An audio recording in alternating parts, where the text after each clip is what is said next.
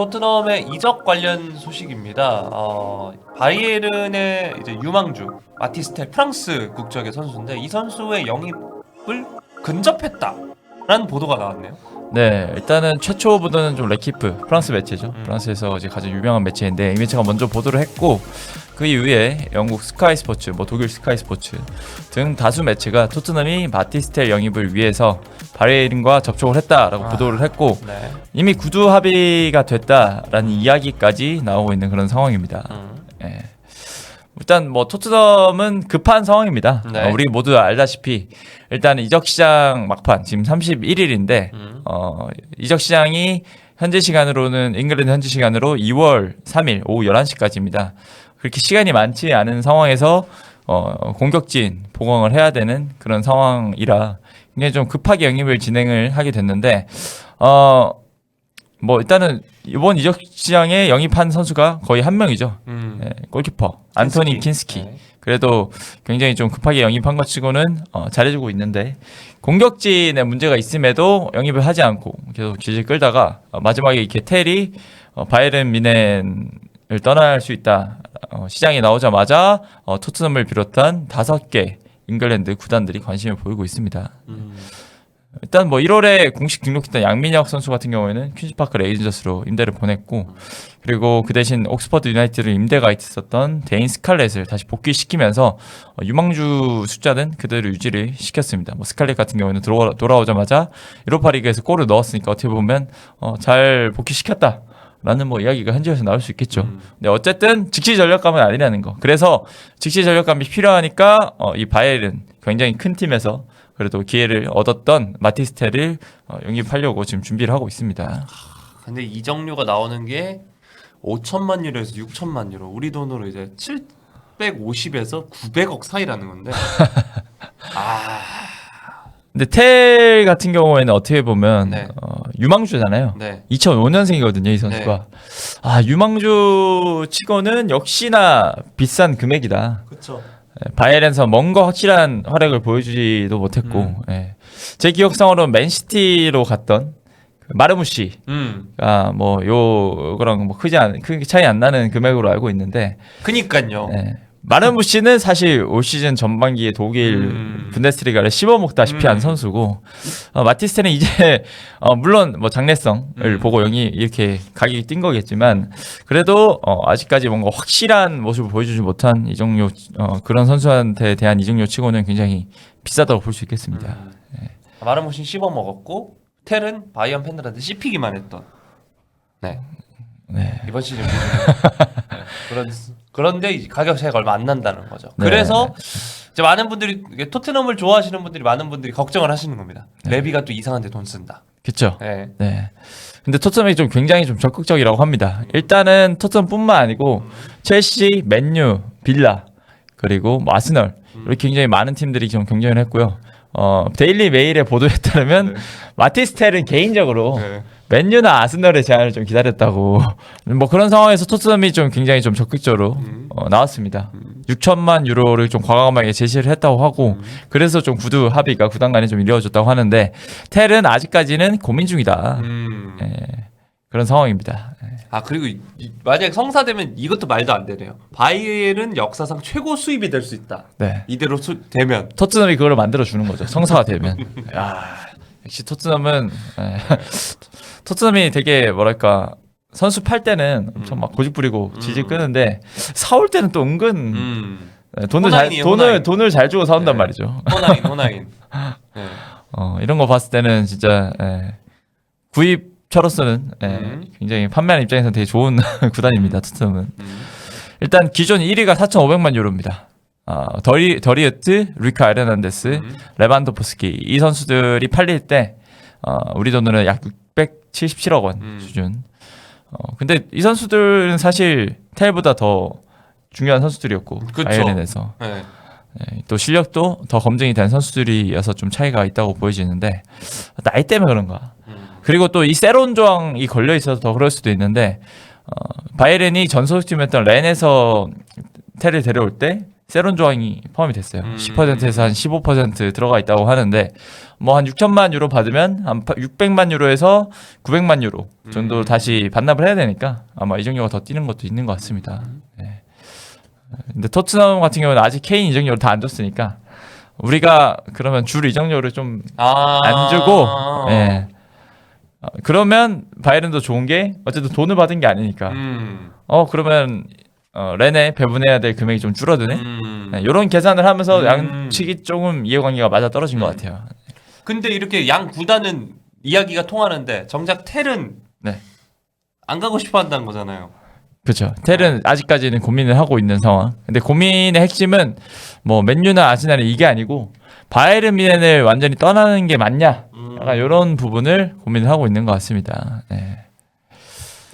아스날 정도면 고민이 좀 덜하겠지만 또 토트넘은 현재 프리미어리그 15위 네. 있고 유럽 대학년도 안정적으로 조금 나갈 수 있는 팀이 아니다 보니까 바이에른 같은 경우에 그래도 16강 가능성이 좀 살아있고 그리고 리그에서는 지금 선두를 달리고 있고 그런 팀에서 지금 EPL 15위 팀으로 가는 거는 좀 고민될 수 있는 상황이긴 하겠죠. 또 텔은 과거에 바이에른 레전드가 되고 싶다라고 여러 번 이야기를 한 적도 있고요. 그러니까 그 용의 꼬리보다 아니요 뱀의 머리보다 네.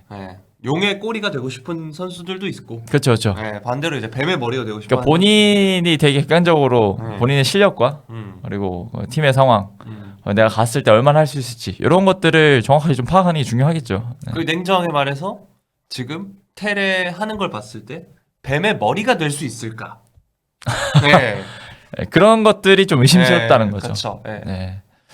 그래서 텔이 어떤 선수냐인 거를 좀 정리를 해봤는데 일단 2005년생 굉장히 어린 선수고 22년에 프랑스 렌에서 이적료 2,300만 파운드 약 400억 정도의 바이에른을 이적을 했습니다. 이때도 굉장히 좀 큰 이적료여서 바이에른이 도대체 이 선수를 왜 이렇게 비싸게 사오냐라는 좀 의심을 받았다고 해요. 네, 역시나 바이에른 유니폼 입고는 83경기 16골 7도움 그렇게 좋은 스탯은 아니죠. 그렇죠. 네. 초반에는 조금 잘하나 싶었는데 처음 왔을 때는 그래도 분데스리가 5골 넣고 지난 시즌에는 7골 5도움 기록하면서 그래도 유망주 치고는 괜찮다라는 좀 생각이 들었는데 지금 올 시즌에는 거의 뭐 기회도 많이 못 받고 있고 더 본인 스스로도 침체된 모습을 보여주기 있기 때문에 너무 비싼 이적료다 역시 그렇게 보여집니다. 일단 플레이 스타일 요약하자면 손흥민 선수랑 비슷하다. 인사이드 커터. 네, 그렇죠.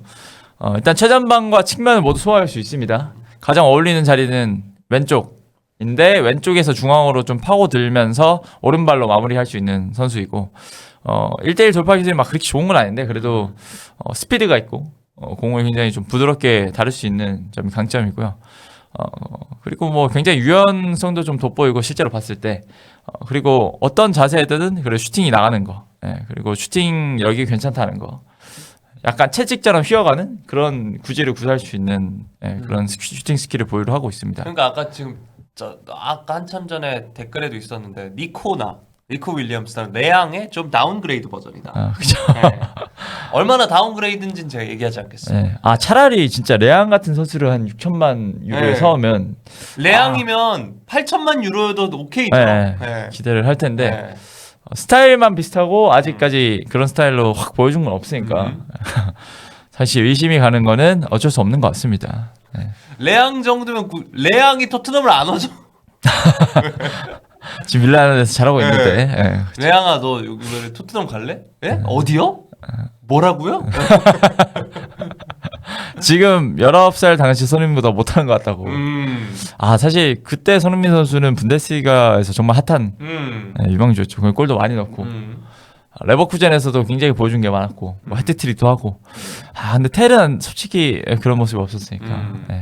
그래서 이번 시즌 보여준 활약을 보면 그러니까 전반적으로 좀 그 가격이 비싸다는 겁니다. 가격도 비싸고 물론 끌어볼 가치는 있는 선수예요. 굉장히 어린 선수고 프랑스에서도 좀 기대를 하는 선수인 것 같고. 긁어볼 만한 가치가 있고 나이가 어리고 프랑스에서 보여준 게 있다? 잠시 뒤에 이야기해보도록 하겠습니다. 누가 어버렸대는데? 같은 패턴으로 가는 거예요? 네. 이번 시즌 일단 전반기 공격 포인트 하나도 없고 선발 출전기 굉장히 잡기 어려웠고 종종 뛸 때도 경기력이 떨어져 있다는 평가가 있습니다. 네.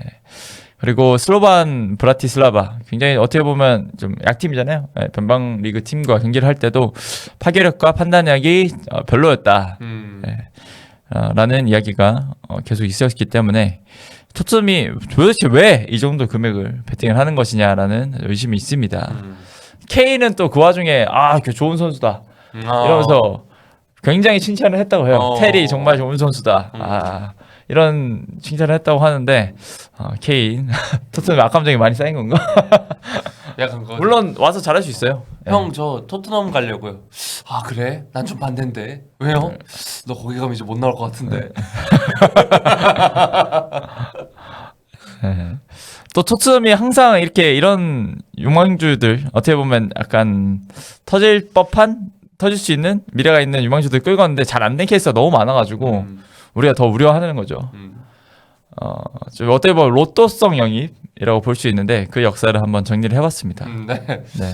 자 토트넘이 거액을 주고 투자한 역사에 실패 사례가 굉장히 많은데 일단 이적료 순위로 한번 이야기를 해볼게요. 트랜스퍼 마르크드 기준으로 네. 1위가 솔랑키. 지금 솔랑키는 사실 뭐 비싸긴 하지만 잉글랜드 국적이라는 것과 생각을 해보면 그 지난 시즌 그 커리어 하이 보여준 게 있잖아요. 그리고 이번 시즌도 이 정도면 나쁘지 않아요. 최근에 토트넘이 데려왔던 공격수 중에 제일 좋습니다. 맞습니다. 근데 2위부터 조금 전 말씀드렸던 그 젊은데 긁어볼 만한데 프랑스에서 보여준 게 있는 은돔벨레. 네. 6,200만 유로. 얼마 전까지 토트넘 최고 이적료 영입이었죠.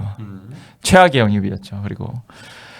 그리고 3위가 히샬리송 5,800만 유로. 네. 히샬리송도 솔직히 에버턴에서 보여준 게 그래도 있는 선수였는데. 근데 냉정하게 저 금액은 아니죠. 그쵸. 잉글랜드 선수는 모를까. 네, 너무 비싼 금액이었다라는 이야기가 그때도 있었죠. 그때는 지금 시장 가치가 또 이만큼 또 뻥튀기 되지 않았을 시기라서. 그 다음에 또 브레넌 존슨. 물론 존슨도 유망한 선수였어요. 네, 좋은 좀 기대감이 있는 선수였고. 근데 역시 그게 5,500만 유로가 맞냐라는 게 비싸요. 네, 비싸다는 거죠. 뭐 그 다음 밑으로 쭉쭉 내려가 보면 크리스티안 로메로는 저 가격을 5,200만 유로. 네. 어떻게 보면 잘 데려왔죠. 잘 데려왔죠. 네. 제임스 메디슨 4,630만 유로. 근데 메디슨은 저는 강등 팀에서 데려온 것 치고 너무 비싸게 데려왔다. 더 깎을 그 상황을 더 좀 더 이용을 했어야 됐다. 그렇죠. 그리고 다빈손 산체스 4,200만 유로. 유망했으니까 뭐 그래도 좀 비쌌죠. 그래도 어떻게 보면 실패한 영입으로 봐야죠. 그 밑으로 아치그레이 4,125만 유로. 쭉쭉 내려가다 보면 14위에 스티븐 베르베인 3,000만 유로. 그리고 15위에 로베르토 솔다도 3,000만 유로. 솔다도 제가 정말 기대 많이 했거든요. 개폭망. 그러니까 이게 베르베인도 그렇고 솔다도 그렇고 너무 망하다 보니까 3,000만 유로도 좀 비싸 보이네요. 솔다도는 제가 이제 당시에 토트넘 경기를 챙겨볼 때 솔다도가 보이는 게 딱 뭐냐면 등지고 옆으로 횡패스 3번. 뭐 이 정도 하면 이제 경기가 끝나요. 거의 막 볼 소유도 안 되고 거의 중앙에서 진짜 그 볼 소유 안 된다는 그 느낌이 너무 강했어요. 계속 밀려나고. 뭔가 라리가에선 저 솔다도가 등딱이 좀 됐는데 그러니까요. 프리미어리그 오니까 안 되더라고요. 그냥 밀려버려가지고 적응 못하고 떠났죠. 그리고 19위가 윌스톤 오도베르도 2,930만 유로입니다. 이런 거 보면 오도베르도 비싸요. 번리에서 막 크게 보여준 건 없기 때문에. 그런데 토트넘은 항상 이렇게 어떻게 보면 젊고 유망하다는 이유로 굉장히 좀 거액을 투자를 해왔다는 거죠. 그래서 우리가 더 불안한 거죠. 이 텔 영입에 있어서. 물론 텔은 뭐 이런 위의 선수들보다 그래도 바이에른이 데리고 있었으니까 약간 이런 실드를 할 수 있겠지만 그래도 지금 보여준 게 갈수록 약간 우하향 느낌으로 갈 수 있어서 좀 걱정되는 그런 이적설이긴 합니다. 네. 텔이 영입되면 지금 6천만 유로가 되면 역대 이적료 3위 기록입니다. 그러니까 히샬리송 제치고 3위로 올라가는 거죠. 네. 그러니까 솔랑케, 은돔벨레, 텔, 히샬리송 이렇게 계보가 이어지게 되겠습니다. 네. 텔마저 실패를 한다면 뭐 영입됐을 때 기준이겠지만 그러면 이제 레비에 대한 여론은 더욱 안 좋아지겠지만 레비가 떠날 일은 없어 보이고. 네, 레비 회장에 대한 지금 신뢰도가 바닥입니다. 거의 지금 포스텍 감독보다 더 안 좋아 보이는 상황인 게 팬들이 이제 경기장에서 포스텍 아웃보다는 랩이 아웃이라는 노래를 부르고 있고 너무 이런 식의 영입이 실패 사례가 많아서 팬들도 신뢰를 안 하는 것 같습니다. 근데 현실적으로 레비는 아웃될 리가 없고 왜 포스트콜루가 감독 아웃은 안 나올까요? 뭐 약간 부상자가 너무 많은 거를 팬들도 약간 좀 측은지심으로 그래? 생각을 하는 것 같은데. 그 네. 수준이 아닌 것 같긴 한데. 근데 진짜 레비 회장이 뭐 경영을 잘한다, 운영을 잘한다라고 뭐 하시는데 영입 실패 사례를 보면 이게 과연 운영을 잘하는 것이냐라는 좀 생각이 듭니다. 자, 그래서 그럼에도 테를 왜 데리고 오려고 하냐 이야기를 좀 하면서 마무리를 해보겠습니다. 일단 어립니다. 1번 일단 어리다. 일단 토트넘이 최근에 유망주들을 긁어 모으는 전략을 또 쓰고 있잖아요. 그게 좀 더 강해졌는데 최근에 보면 루카스 베리발 2006년생이었죠. 아치 그레이 2006년생, 양민혁 선수 2006년생. 그리고 최근에 맨시티 유소년 팀에 있는 데니얼 베티 라는 선수를 또 50만 파운드, 약 9억 원 정도의 옵션 붙여서 영입을 한다고 합니다. 협상은 이미 끝났고 이 선수는 아직 프로 수준에서 활약을 한 적이 없는 19세 유망주입니다. 이 선수까지 영입을 되면서 올 시즌에만 벌써 뭐 킨스키 포함하면 5명까지 총 한 4-5명을 일단 유망주들을 끌고 모으고 있어요. 그런 상황이고 텔은 약간 다르긴 한데 왜냐면 텔은 그래도 빅리그 그리고 빅클럽에서 좀 뛰었으니까 지금 기존 선수들은 약간 하부리그에서 좀 가능성이 있는 선수들 데려온 거고 텔은 그래도 빅리그에서 좀 인정을 받았던 선수들 데려오는 건데 그래도 2005년생이잖아요. 굉장히 어리다는 게 토트넘에는 엄청난 매력으로 좀 여겨지고 있는 것 같습니다. 네. 그놈의 어린 거. 아니, 어리면 좋죠. 네. 네, 항상 모든 다른 분야에서도 어리면 좋긴 합니다. 네. 자, 근데 텔은 어린 와중에도 즉시 전력감이라는 거죠. 그렇죠. 네. 네. 그리고 이적료도 훨씬 비싸고 반면에 또 연봉도 높습니다. 이미 B클럽을 갔기 때문에 하부리그나 변방 출신 유망주들과는 굉장히 차원이 다른 돈을 이미 받고 있고요. 연봉이 한 500만 유로, 75억 원 정도로 알려져 있습니다. 이 정도 금액이 어느 정도 금액이냐?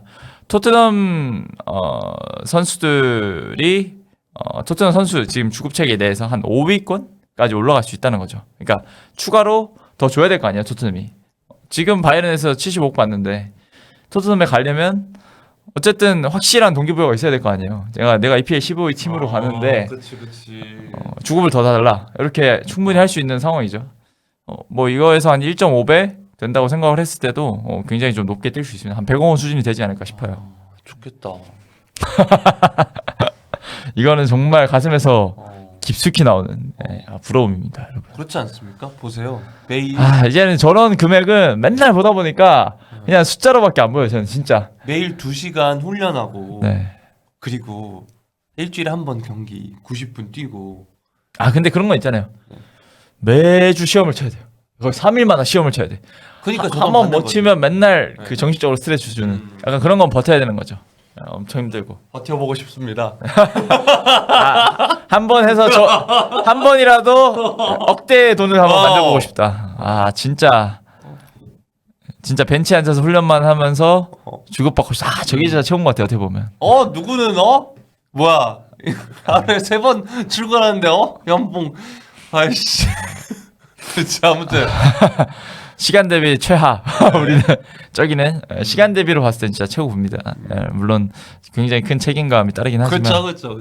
얼굴도 팔리고 뭐 네. 이런 게 있지만 그냥 장난으로 해본 소리고요. 자, 근데 최근에 이렇게 유망주를 긁어모으는 팀이 또 있는 게 첼시잖아요. 네. 첼시는 그 계약 기간을 엄청 길게 때렸는데 보면 이적료가 세고 연봉이 적다. 그렇죠. 네, 이런 특징이 있습니다. 어떻게 보면 장기 계약이잖아요. 이제 저연봉으로 장기 계약하고 이적료 높게 주고 이런 식으로 영입을 하고 있는데 첼시는 이게 잘 통하고 있잖아요. 지금 데려온 선수들이 잘 적응하고 있고 그리고 어느 정도 이게 동시다발적으로 터졌으니까 지금 2순위를 유지를 하고 있는 거거든요. 무드릭 빼고 2선은 다 터졌습니다. 그렇죠. 네.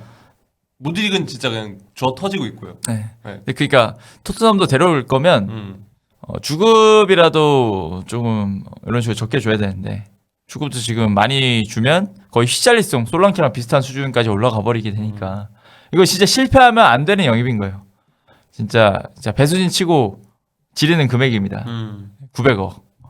그래서 뭐 토트넘이 근데 이 900억이라는 돈을 왜 그렇게 투자를 결심을 하냐라고 봤을 때는 일단 확실히 손흥민과 플레잉 타임을 좀 나눠 가질 장기적인 그리고 강력한 경쟁자로 테를 생각을 할 수 있다는 겁니다. 일단은 뭐 손흥민 선수처럼 왼쪽에서 뛸 수 있는 선수고 여차하면 또 중앙에서 활용할 수 있는 선수고 그리고 무어 같은 경우에는 아직까지는 뭐 일정한 경기력을 기대를 할 수는 없잖아요.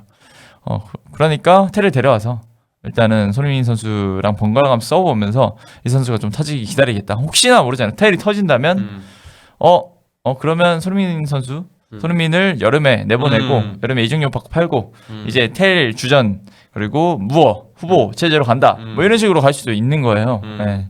그래서 그것까지 생각을 하고 이런 거액의 비드를 결정을 한 게 아닌가라는 생각이 듭니다.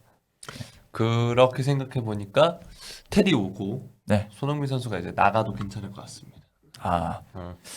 지금 이게 댓글을 보니까 차라리 둘이 바꿔라. 스왑딜 해라. 좋네. 네. 네. 왜냐면 손흥민 선수도 이제 나이가 있어서 이런 얘기가 나옵니다. 냉정하게 바이언에서 주전은 좀 어렵거든요.